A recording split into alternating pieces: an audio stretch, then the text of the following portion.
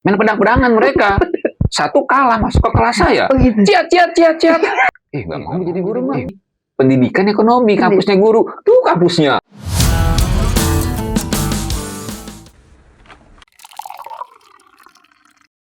Assalamualaikum warahmatullahi wabarakatuh. Apa kabar semuanya? Selamat datang di Ngopi, ruang berbagi gagasan, pengalaman, dan semangat belajar. Mari tumbuh terinspirasi dan memberi dampak. Saya Nur Hasanati sebagai host di acara ini.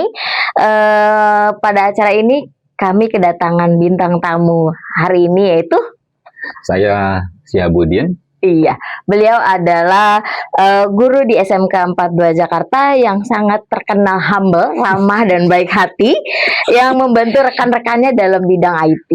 Nah, sebelum itu gimana kabarnya Pak Syahab?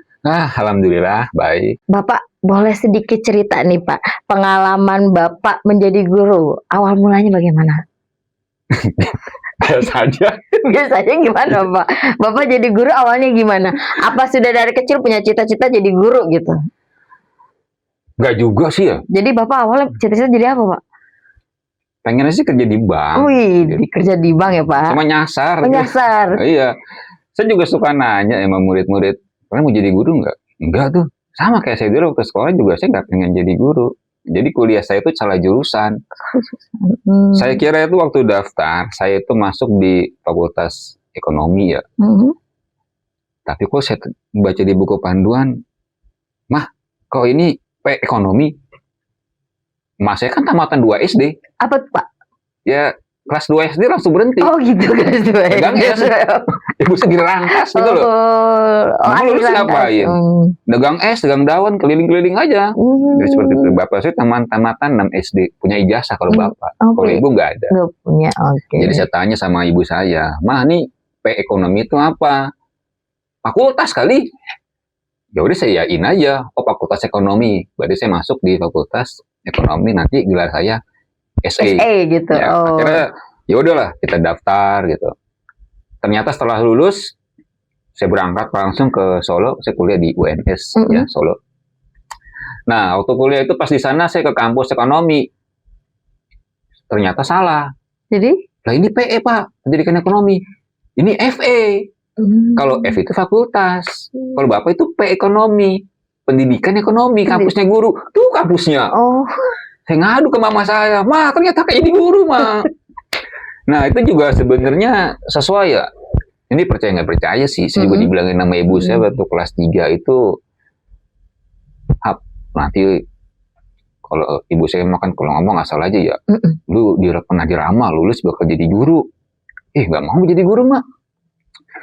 Nah makanya saya menghindari itu. Saya masuknya pengennya ke FE, Fakultas Ekonomi. Nyambungnya malah ke PE, Pendidikan Ekonomi. Akhirnya jadilah kita di situ guru. Ya jadi mahasiswa keguruan tuh enak-enak. Jadi gaya-gaya anak sekolah pun juga udah diterapkan. Nggak boleh mahasiswa gondrong. Oh, iya. Tertib ya Pak ya? Tertib. Nggak boleh kuliah pakai kaos kecuali kaosnya ada kerah. Makanya kalau saya ikut senam, saya nggak suka pakai kaos dari sekolah. Yang karena kuliah mengajarkan saya pakainya kaos berkerah. Oh, dedikasi sekali ya Pak ya. Menjiwai karena sudah selama di perkuliahan dibiasakan memakai kerah gitu ya Pak. Iya, saya dikasih. Kita kan punya tuh kerah yang Tosca kaos yang Tosca ya. Ya akhirnya saya ngajakin istri, Mak beli kaos kerah dong, hijau Tosca yang ada kerahnya. Cari. Kita juga punya dulu kaos warna merah. Ya akhirnya malamnya beli sama istri. Ya, cari yang ada kerahnya. Ya itu didikan keguruan kayak gitu. Jadi ke bawah sampai sekarang gitu ya.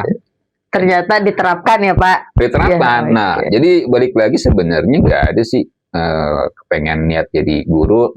Cuman ya berawal dari nyasar tadi dijalanin. Di semester akhir pun juga sebenarnya gue harus berontak nih. Gue lulus jadi guru. Karena kebetulan Bu Titi ya. Saya punya om. Iya. Itu kerja di Saceng. Oh. Boleh ngomong kan nih? Nama sekolah nih ya nggak apa-apa. Aduh, ramalan mendekati kenyataan. Ntar lagi gue wisuda. Udah gitu telepon lagi. Nanti lu lulus bakalan ngelamar di sini ya. Udah di booking tempatnya. Udah gue agak enak banget nih. Cuman gimana ya? kalau misalkan saya pasrah, beneran juga tuh ramalan. Akhirnya saya ngelamar-lamar ke kerjaan itu, ke kantor-kantor. Tahun 2004 saya lulus, itu saya belum bisa naik motor, Bu Titi. Oh. Jadi saya di kampus pun juga kebetulan saya punya pacar ya. Pacar saya orang Solo gitu. Ya kalau pacaran yang sekarang sama dulu agak beda ya. Kalau dulu anak mahasiswa itu kan ada motif keuntungan gitu. Itu motif keuntungan apa, Pak? Itu kalau motif keuntungan kayaknya bukan mutualisme. Oh gitu. Kayaknya parasitisme. Karena saya mencari anak Solo asli. Jadi kalau saya nggak punya uang, saya ke rumahnya minta makan. Gitu. Mencari keuntungan ya Pak. Tergantung tanggal bulan ya Pak ya. Kalau lagi uang kiriman telat, numpang makan ya Pak. Jadi makan gratis. Udah gitu juga kalau yang namanya transport, gratis juga. Karena saya kan nggak punya motor dan nggak bisa naik motor, Bu Titi. Jadi kalau kemana-mana saya diantar. Kalau mau kuliah, pacar saya ke kosan. Oh berarti pacar Bapak yang bisa naik motor ya Pak? Tangguh banget. Tangguh luar biasa. Bisa naik Satria, motor kopling, motor balap. Saya dibonceng pakai Satria sama dia. Mantap Pak. Dijemput mulu. Nah sekarang saya tanya Pak, udah berapa lama Pak sekarang menjadi guru dari awal sampai sekarang? Saya mulai mengajar tuh 2004. Berarti udah berapa ya? 22 tahun kayaknya. Hampir lah. Kalau mau Juli nanti mungkin udah 22 tahun. Gibat kata gedein anak, udah gadis ya Pak? Udah gede banget itu Pak. Anak aja paling tua 17 deh. 17. Nah, kalau di SMK 42 nih Pak, berapa lama? Kalau di SMK 42 ini saya dari tahun 2016. Berarti udah 10 tahun ya? Mau 10 tahun. Nah, kalau di 42 ngajar bidang apa Pak? Nah, saya ngajar di perkantoran, ya di manajemen perkantoran, karena memang basic kuliah saya itu kan pendidikan administrasi perkantoran, ya, sehingga ya kebetulan di sini ada jurusan perkantoran, ya sesuai lah dengan jurusan saya, gitu. Cuman emang tadi dibalik lagi, perkantoran itu kan dari beberapa kali perubahan nama, gitu ya. Waktu kuliah namanya itu pendidikan administrasi perkantoran, di sini juga namanya kan PAP dulu. Gitu.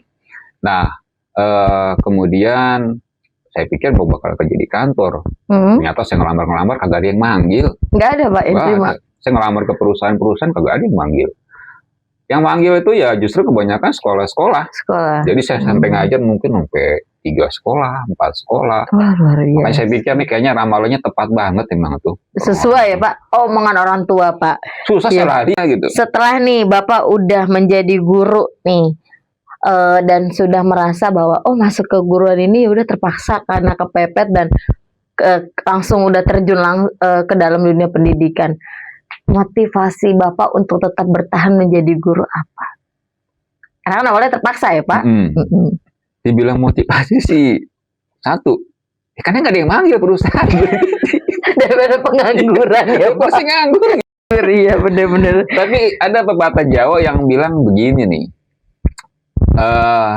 Apa tuh Pak pepatah? Witing tresno jalaran suka kulino. Artinya Pak, cinta tumbuh karena terbiasa. Asik. Jadi ada cinta nih Pak. Itu kalimat-kalimat yang saya waktu nembak bini saya itu waktu pacaran saya kayak gitu. Oh gitu. Dek, kita itu kan udah sering bersama. Ibarat kata itu witing tresno jalaran suka kulino. Artinya Bang, cinta tumbuh karena biasa. Karena ada suka nganterin, suka minta makan.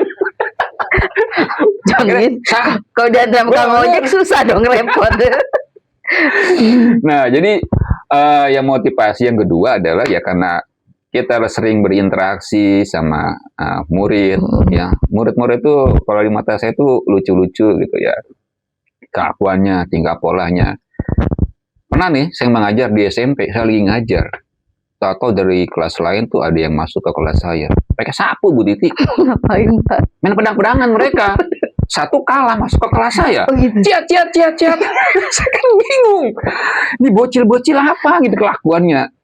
Ya kira ya karena seperti itu kita coba pahamin banyaklah karakter murid. Ada yang pendiam, ada yang aktif ya. Jadi lama-lama ya suka juga ya terus kita jalanin sampai sekarang ya kayak gitu. Oke.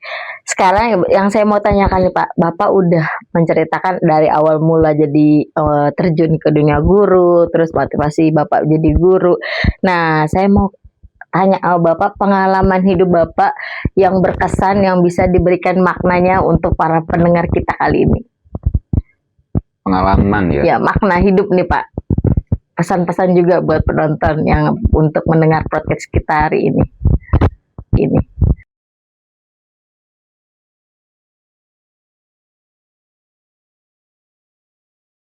Nah itu jadi yang menjadi cikal bakal ya. Jadi SD saya kelas 1 SD itu 2 tahun. Kelas 1 betah sama gurunya. Itu yang jadi masalah ya. Mungkin karena saya masih polos, sukanya main-main gitu. Pas tahun berikutnya kok teman-teman saya pisah kelas. Terus? Saya tanya ke wali kelas saya gitu kan. Bu, kok si Yanto di kelas beda sama saya? Dia kelas 2, saya kelas 1 lagi bu. Ibu sayang sama kamu. Oh, karena ibu sayang sama saya. Ya, saya kan GR ya. Terus ibu anak kesayangan. Pas bilang sama ibu saya, "Mah, Bu Titi bilang," namanya kebetulan Titi juga, wali kelas waktu itu. Bu Titi bilang katanya Bu Titi sayang sama Sihab. Jadi kelasnya itu lagi. Enggak, Sihab. Lu tuh bodoh, gak naik kelas. Seperti gue kagak naik kelas nih, gue baru sadar. Gue dikadalin sama guru gitu ya. Makanya di kelas 1 berikutnya sampai kelas 6, alhamdulillah 3 besar Ti. Saingannya ya paling itu juga, kalau nggak si Ami, si Ida yang ranking 1 tahun depan. Ya karena masih pakai cawu ya. Cawu besok saya ranking 1. Cawu berikutnya si Ami ranking 1. Nah, pada akhirnya cuma 3 orang itu aja di antara kita, dan alhamdulillahnya di SD NEM saya paling besar. Di SMP juga sama. Di SMP juga alhamdulillah peringkatnya 3 besar. SMA juga alhamdulillah saya dapat di 5 besar. Pas kuliah pun 3 besar. Tapi dari belakang sih. Serius ini? Bener ya. Cuman ini nih kalimat yang memotivasi nih. Walaupun mungkin kita berpikir kita masuk ke sekolah negeri, kita pinter. Tapi di luar sana kan banyak yang pinter-pinter. Betul. Apalagi buat anak-anak yang nanti ngajuin di jalur prestasi. Dia peringkat kelas di sini peringkat 3 besar ya, atau mungkin peringkat 1. Tapi ingat, ketika dia masuk ke kampus negeri, maka peringkat 1 dari sekolahan lain juga akan mendaftar ke situ. Betul. Sehingga nanti kompetitornya atau di kelas tersebut yang menjadi temannya dia adalah orang-orang pintar mayoritas. Betul. Jadi karena kampus negeri itu kan nggak asal comot ya. Jadi bisa jadi yang tadinya dia ranking 1 mungkin akan mundur ke belakang. Nah jadi ya banyak-banyak belajar aja.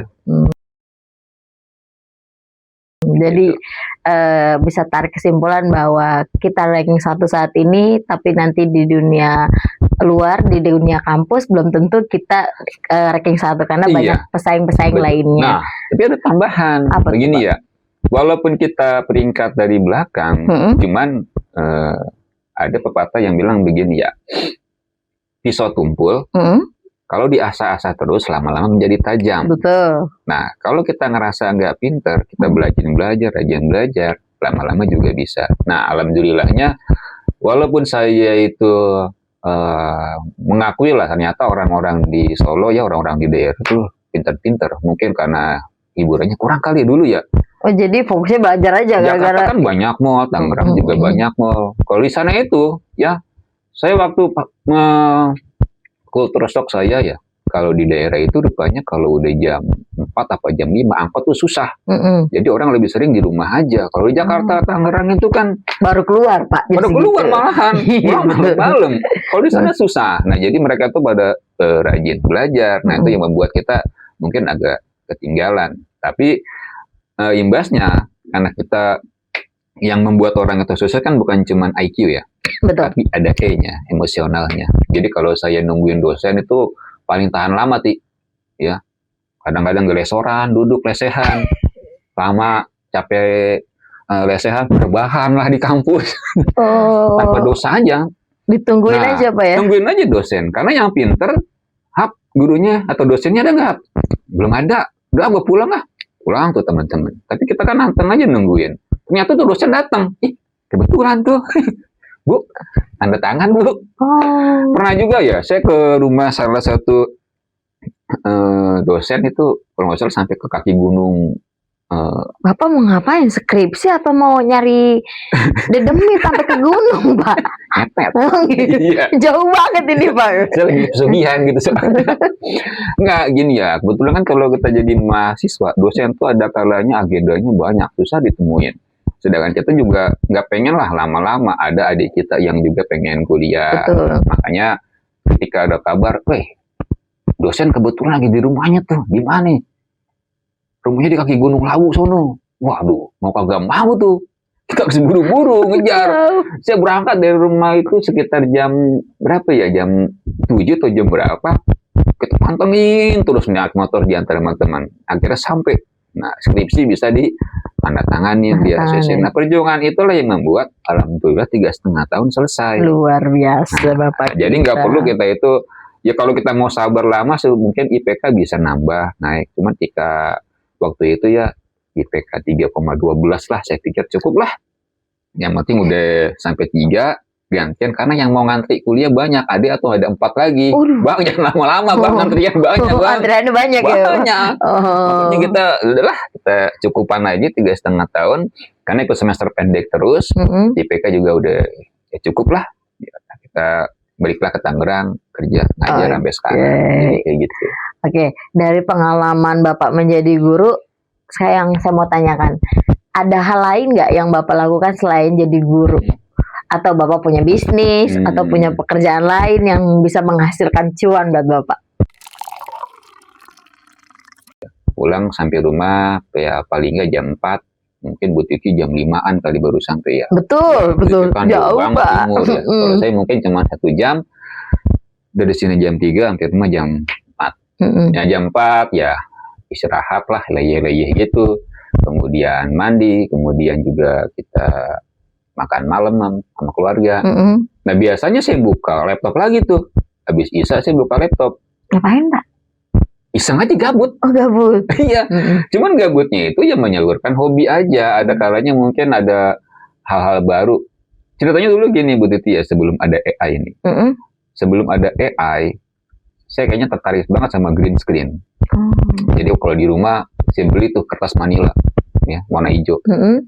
Saya tempel tuh sedinding rumah saya warna hijau semua. Karena saya pengen bikin efek green screen. Ini gimana nih? Saya download aplikasi namanya After Effects lah. Edit. Ini gimana ya gue merubah background ruangan ini supaya menjadi ruangan yang lain kayak di Hollywood gitu. Kayak efek green screen, ceritanya begitu. Oh iya. Alhamdulillah bisa tuh waktu itu. Sebelum ada AI. Sekarang udah ada AI, kayaknya ngapain ribet-ribet. Gak usah ribet ya, Pak. Kenapa saya pakai karton? Gak usah ditempel-tempel sekarang. Iya. Kadang-kadang istri saya suruh megangin. Bu, nih pegangin kain hijau, Bu. Begini, Bu. Gitu, ribetin. Jadi, ya udah. Sekarang udah zamannya udah canggih, ya kita manfaatin yang ada. Jadi, kalau di rumah itu, biasanya kita mulai dari habis isya, buka laptop, kadang sampai jam 1, jam 2, untuk mengerjakan banyak hal. Mungkin Bu Titi kan nggak tahu bahwa saya punya data fotonya Bu Titi. Iya, semua banyak Bapak ya. Bapak kayak FBI ya Pak ya. Iya, alamatnya Bu Titi di mana. Saya mengolahnya menjadi data yang sedemikian rupa sehingga ketika nanti ada kita kan pengen bikin inian ya. Nanti mungkin pas habis Lebaran kita pakai seragam baru ya. Iya, coklat itu Pak. Mungkin ini akan berubah kan? Putih ini mungkin kita akan berubah menjadi kaki. Itu planning saya. Betul. Nah, dengan saya punya foto Bapak Ibu guru yang di 42 kan langsung masuk AI nih, Pak. Gak usah kita nunggu persetujuan teman-teman. Ya pokoknya kalau ada instruksi tinggal bikin, ya bikin. Kita kan di sini punya fasilitas, ada printernya, ada kertasnya. Ya kenapa nggak kita bikin mandiri aja, kapanpun kita emang dibilang kerjakan ya kita bisa kerjakan. Nah jadi seringkali waktu senggang itu saya gunakan untuk pengembangan diri Bu Titi. Nah itulah yang membuat kita jadi lebih siap. Kadang-kadang kita suka tertipu nih Bu Titi. Apa tuh? Kenapa tertipunya Pak? Tertipunya begini, Pak Siap mah gurunya kayaknya jarang ngajar, mungkin tidur-tiduran mulu. Karena dia nggak sadar bahwa ketika dia sedang mengerjakan hari itu, saya udah mengerjakan sampai jam 2 malam.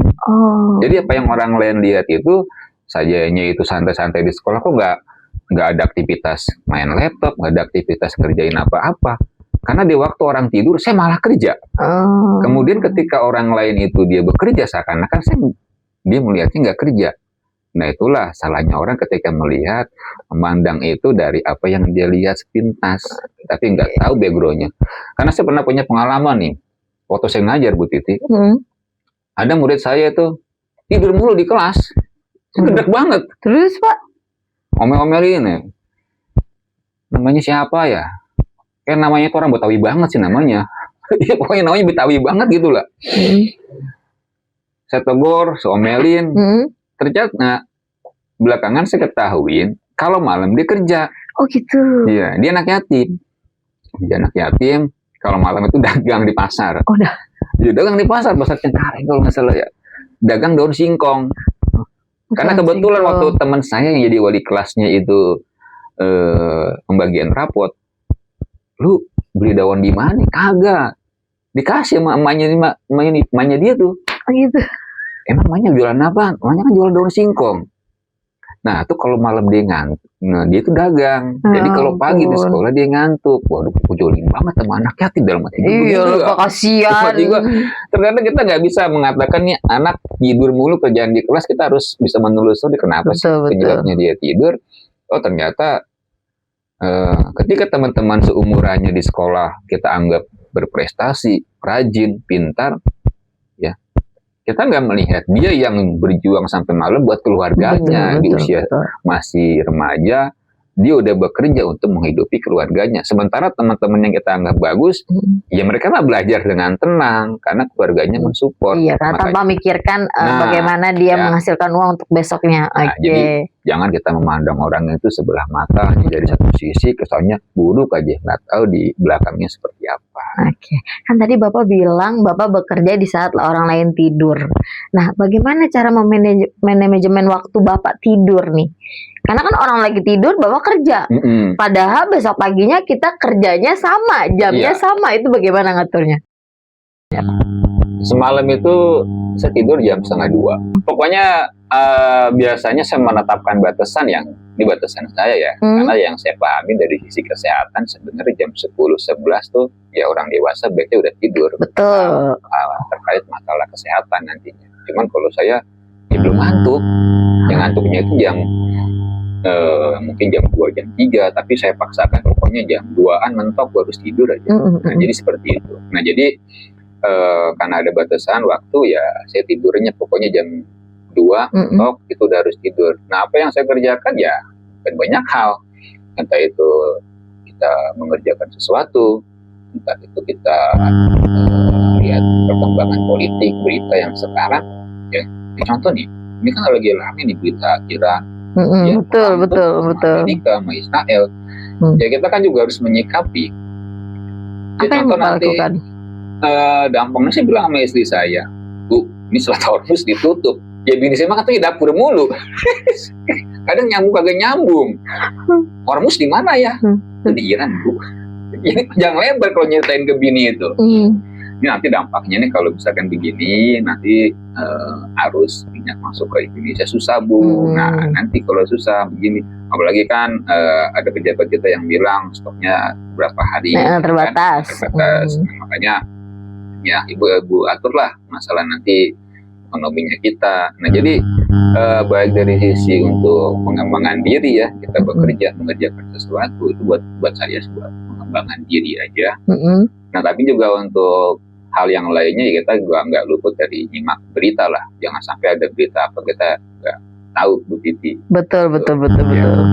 Karena ada satu pidatonya JFK. Apa tuh Pak? Saya mendengar Pak. Ini dia di pidatonya waktu dilantik menjadi presiden. Dia bilang begini, Bu Titi. Apa tuh Pak? Don't ask what your country can do for you. Artinya Pak, jangan tanyakan apa yang negara bisa lakukan buat kamu. But, nah ada batnya. Tapi, Inggrisnya apa ya? Apa Pak? Inggrisnya lupa. Kenapa bisa lupa? Grogi kayaknya saya. Artinya aja. Ya. Jadi jangan tanyakan apa yang negara bisa berikan buat kamu. Jadi harusnya? Nah, seharusnya adalah apa yang bisa kamu berikan buat negara. Luar biasa. Nah, dalam konteks pekerjaan tuh begini Bu Titi. Ketika kita bekerja, jangan berharap apa sih yang bisa 42 berikan buat saya. Betul. Tapi apa yang saya bisa berikan buat 42. Luar Makanya biasa. kalau Bu Titi bilang, saya itu orangnya apa sih, udah bisa suka ngerjain ini itu, bantu temen, ya sebaik-baiknya orang itu kan bermanfaat, ya kan? Betul. Jadi bukan soal saya dapat apa dari sekolah, tapi apa yang bisa saya berikan sesuai dengan apa yang saya mampu. Gitu. Jadi kalau misalkan ada teman-teman yang kesulitan mengenai sesuatu hal yang kebetulan saya bisa, ya kenapa kita nggak membantu? Tanpa harus kita berharap dibayar kagak nih, ada pengertiannya kagak, ya nggak begitu juga konsepnya, karena ya kita kan mitra rekan lah, sama-sama hitung-hitungan, ya kalau sekiranya kita bisa, ya kenapa kita bantu, saya rasa seperti itu aja. Betul.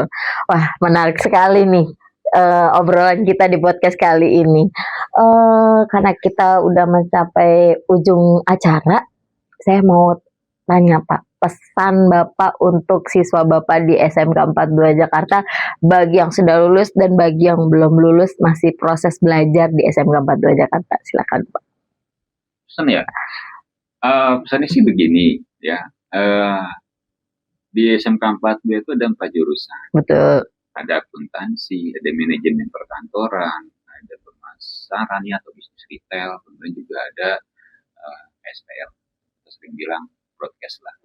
Cuman kalau pesan saya, jangan kalian ini murid-murid itu terpaku dengan jurusan kalian sendiri begitu. Kita nggak akan tahu ke depan kita bakal jadi apa. Saya tanya lulusan saya waktu datang ke sekolahan, namanya Cindy. Sin, kamu kerja di mana Sin? Di bandara Pak. Oh, bagus dong perkantoran di bandara. Bagian apa? Satpam Pak. Kan kamu perkantoran. Cewek lagi jadi satpam. Kan yang penting gajinya Pak. Gajinya.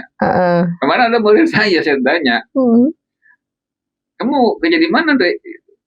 Di AC Pak, teknisi AC. Luar biasa. Nah, kamu kan perkantoran. Ya jobnya adanya begitu, kita nggak akan tahu ya. Bisa jadi ya perkantoran yang tadi saya bilang kerjanya nggak nyambung. Akuntansi, broadcast, bisnis retail, ya mungkin juga mereka malah jadi admin. Maka saya punya alumni yang 2 tahun lalu di perkantoran, dia menjadi konsultan, ya, jadi tenaga akunting di kantor pajak sana. Nah, jadi artinya orang pajak pun juga yang dari akuntansi nih, misalkan dari akuntansi, nggak mesti dia nanti akan bekerja sebagai konsultan pajak. Betul. Bisa jadi dia malah kerjanya di retail, malahan di Alfamart, di Indomaret, atau mungkin yang adik-adik kita di broadcast malah nanti gak kaitannya dengan broadcasting. Ya. Jadi artinya bidang pekerjaan itu luas dan apa yang dipilih oleh anak-anak kita itu kan gak jaminan bahwa lulusnya mereka nanti ya akan menjadi seperti itu. Jadi belajarlah banyak ilmu, bukan cuma satu jurusan aja, tapi belajar banyak hal, karena nanti di depan sana kita gak akan bisa menjaga. Saya rasa itu. Oke.